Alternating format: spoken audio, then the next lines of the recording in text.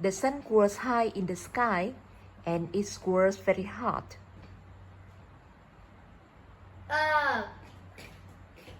It's so hot today, Said Bird. This is the hottest day ever. Said Kip. Let's go to the beach. Said Bird. We can cool off in the water. The two friends warm, even the silkworm was hard. Ouch! My feet! Said Bird. Bird hopped from one foot to the other. Ouch! Ouch! Ouch! Said Kip. Kip hopped too. They hopped on the way to the beach. The beach were crowded.